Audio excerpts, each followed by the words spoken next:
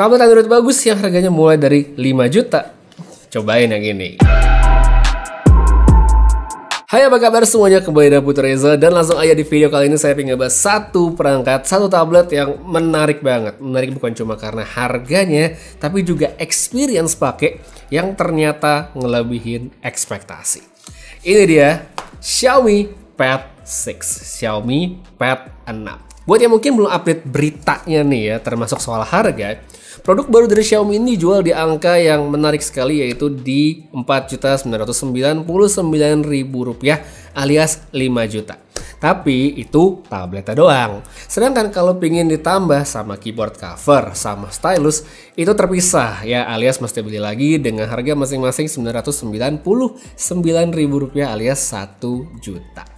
Nah, di masa pre-order sekarang itu lagi ada promo bundlingan di mana kita bisa dapat diskon 500.000 sehingga totalnya jadi 6 jutaan aja. Dan inilah yang menurut saya jadi waktu terbaik untuk ngebeli produk ini karena ya diskonnya oke banget. Ya, terakhir kali saya nge-review tablet Xiaomi yaitu Xiaomi Pad 5 itu adalah sekitar Oktober 2021 yang artinya bentar lagi 2 tahun. Ya, rentang waktunya sebenarnya cukup panjang, cuma kalau menurut saya ideal ya, karena memang tablet adalah salah satu produk yang masa pakainya kan panjang dan nggak perlu ganti gitu, kecuali mungkin rusak atau mungkin ada keperluan lain. Jadi buat yang saat ini masih pakai tablet Xiaomi sebelumnya atau mungkin masih pakai tablet yang udah lama, ini mungkin adalah perangkat yang layak dipertimbangkan untuk jadi upgrade. Highlight dari produknya sebenarnya mayoritas ngasih nggak jauh-jauh dari specs ya, tapi tetap ada tambahan yang bagus dari optimasi software serta aksesorisnya. Sebelum kita ke bagian specs ya, sedikit saya ingin ngebahas soal desainnya dulu. Bagian back cover dari Xiaomi Pad 6 ini nggak macam-macam. Dia simple, ada branding Xiaomi, ada pin konektor buat keyboard, serta nggak ketinggalan kamera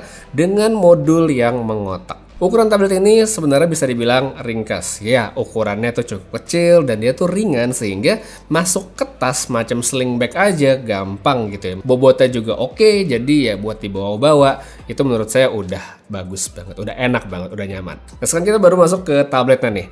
Nah, di sini Xiaomi mempercayakan pakai chipset Snapdragon 870 didukung dengan RAM 8GB serta penyimpanan 256GB. Ya, seperti handphone 128 udah mulai ditinggalkan, udah mulai beralih ke 256 yang mana menurut saya bagus. Nggak ada slot micro SD buat tambah storage dan di sini juga tidak ada slot SIM card soalnya tabletnya ini Wi-Fi only. By the way, Wi-Fi sendiri udah support Wi-Fi 6 jadi menurut saya udah bagus. Baterai besar 8000 mAh dan dari pemakaian saya tergolong awet. Dalam pemakaian yang santai untuk nonton atau ngetik dengan durasi ya kurang lebih 3-4 jam per hari, tablet ini bisa bertahan paling nggak kalau dari pemakaian saya 3 harian lah sebelum dicas lagi.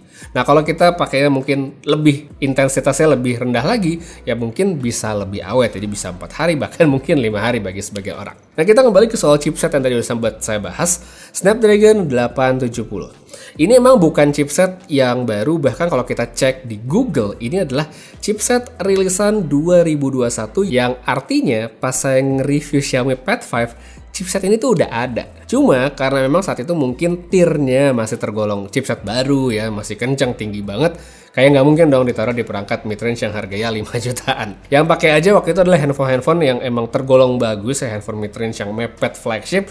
Jadi ya dari situ udah kelihatan dong sebenarnya kualitas chipsetnya seperti apa. Cuma pertanyaan sekarang untuk kita, apakah ini masih oke untuk pemakaian di 2023, 2024 atau bahkan 2025 saat nanti mungkin Xiaomi ngerilis tablet baru ya, misalkan emang siklusnya 2 tahunan gitu ya. Jawabannya kalau menurut saya tentu masih ya. Jadi nggak perlu khawatir karena seperti yang saya bilang di awal, tablet itu bukan perangkat yang masa pakainya pendek ya. Dia pemakaiannya panjang. Antutu mungkin kalau kita cek sekarang dia nggak kelihatan terlalu tinggi di 700 ribuan aja.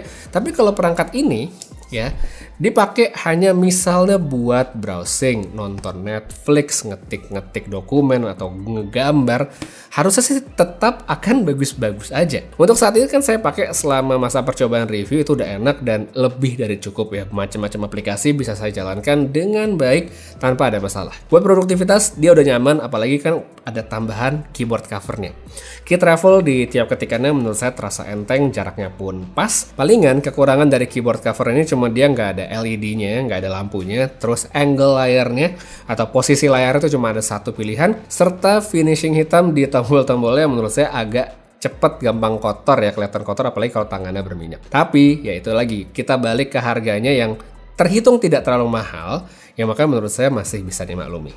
Masih ngomongin soal produktivitas, Xiaomi Pad 6 ini juga punya satu fitur software yang namanya Conference Tool yang bisa kita pakai saat melakukan video call. Ini bisa diaktifin dulu di menu setting dan kalau udah tinggal swipe aja dari pinggir begini dan nanti ada 3 fungsi OK yang bisa kita pakai. Pertama ada fill light, terus yang kedua ada keep face centered, dan yang ketiga ada noise reduction. Yang fill light ini akan bikin area di sekitar layar akan menjadi semacam kayak ring light gitu dengan intensitas cahaya yang bisa kita atur.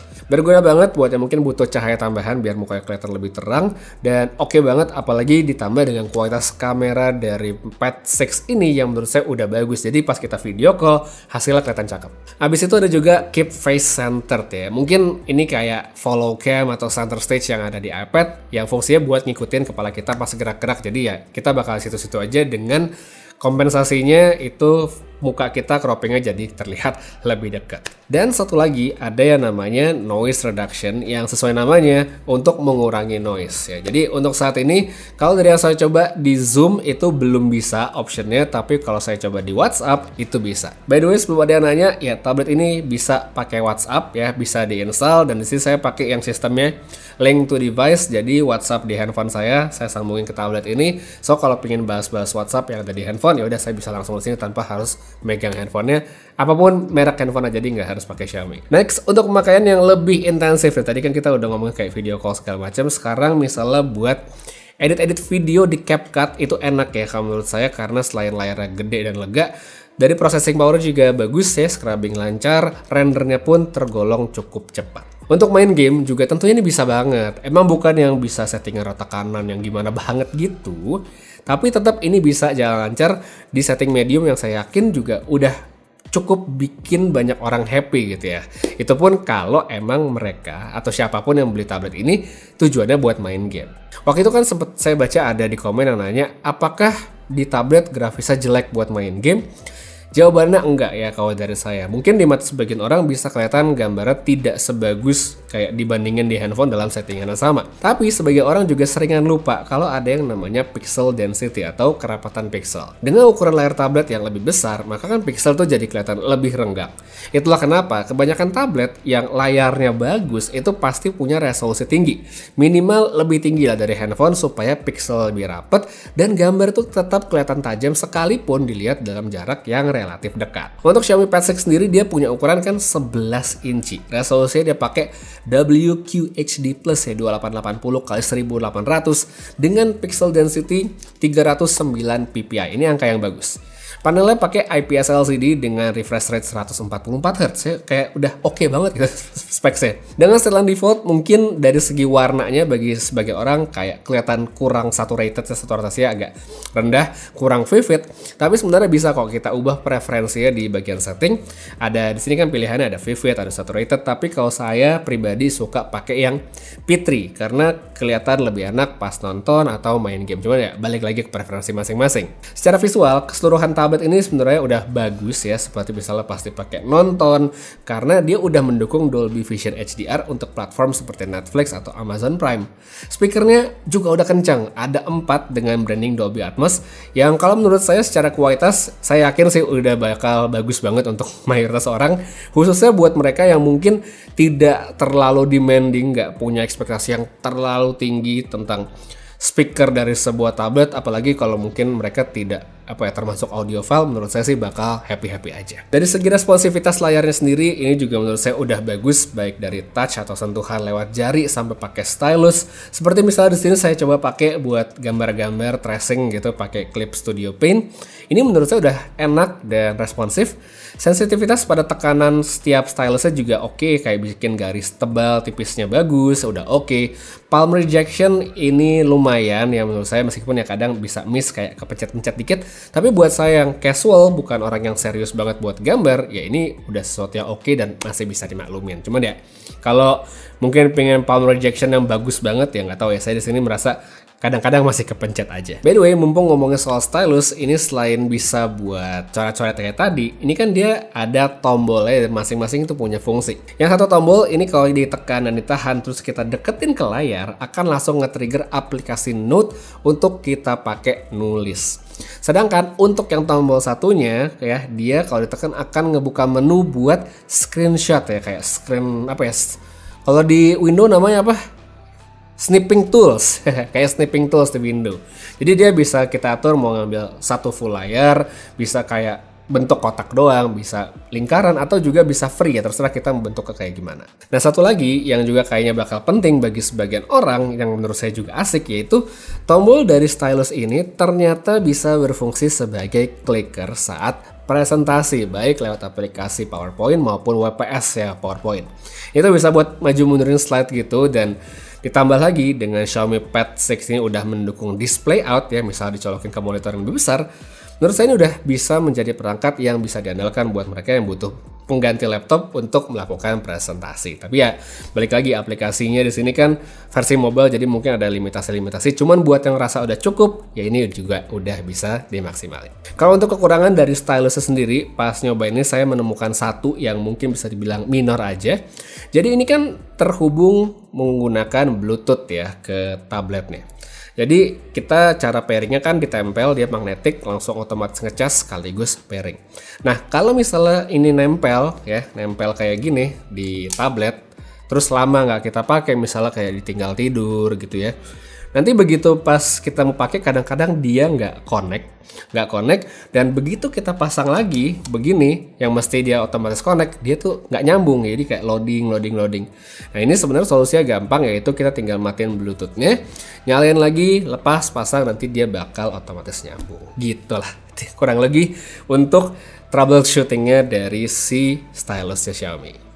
Oke, jadi tadi itu dia, saya udah ngebahas beberapa poin-poin yang berkaitan dengan performa yang mayoritas dari segi specs. Dan sekarang ada satu poin juga yang pengen saya omongin, yaitu soal experience dari software.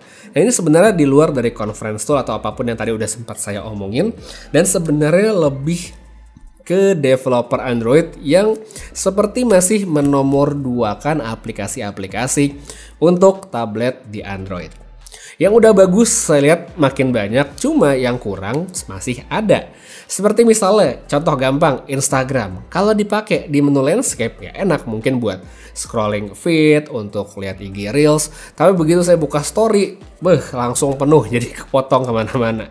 Ini cuma terjadi kalau saya pakai dalam orientasi landscape seperti ini, tapi begitu saya misalnya ganti ke portrait, ya dia akan normal seperti kita ngelihat di handphone aja. Cuma kan ya namanya pakai tablet, apalagi udah pakai keyboard, ya jarang dong kita ngelihat seperti ini. Terus untuk aplikasi pengolahan dokumen seperti Word, baik itu dari Microsoft atau WPS, ini juga masih tidak bisa untuk ngebuka dua dokumen sekaligus. Jadi misalnya saya pingin dari satu dokumen gitu, saya pingin buka satu lagi gitu, numpuk dua atau pakai split screen, itu nggak bisa. Jadi saya mesti tutup salah satu baru buka lagi. Nah, kalau saya sebagai pengguna Microsoft Office yang 365, itu sebenarnya ada triknya untuk ngebuka dua dokumen dari Microsoft juga, tapi dengan dua aplikasi yang berbeda. Jadi saya install aplikasi Word-nya sendiri, terus ada aplikasi Microsoft 365. Jadi misal saya satu buka di Word, nah saya buka coba satu lagi yang split screen, tapi lewat aplikasi Microsoft 365. Jadi saya bisa buka dua dokumen bersamaan, cuma yaitu dia lewat dua aplikasi yang berbeda. Mungkin hal-hal kayak gini tuh nggak ngefek ke banyak orang, cuma buat yang mungkin juga pingin tabletnya itu berasa lebih desktop experience ya.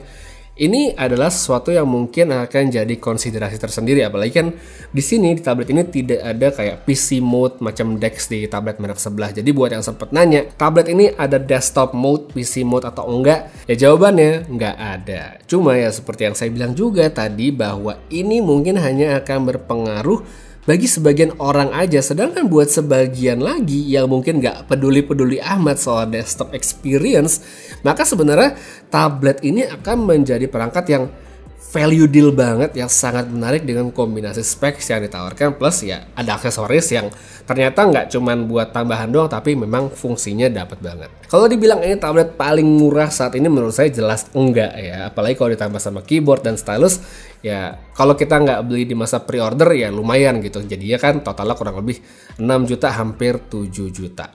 Cuma kalau buat yang mungkin butuh tabletnya aja ya selalu ada cara, saya yakin pasti nanti bakal ada yang jual kayak case cover doang yang bisa jadi stand, ya itu bisa jadi alternatif yang lebih terjangkau. Jadi ya kesimpulannya kalau menurut saya tablet ini sangat menarik dengan segala macam kelebihan dan kekurangannya. Jadi layak banget dipertimbangkan apapun skenario pemakaian. Jadi buat yang pengen beli, sangat saya sarankan untuk dapetin ini selama masa pre-order, selama masih ada. Kalau bisa sekalian sama keyboard sama stylusnya, cuman mau beli nanti pun menurut saya nggak masalah, bisa dimasukin wishlist dulu. Untuk lebih gampangnya untuk detail perangkat atau mungkin mau link pembelian, saya taruh aja di kolom deskripsi di bawah. Untuk sekarang kayak segitu aja dulu review saya tentang si Xiaomi Pad 6 ini, perangkat yang menarik banget. Makasih banyak nonton sampai habis, Putra pamit, sampai ketemu lagi di video berikutnya, dan seperti biasa, have a nice day.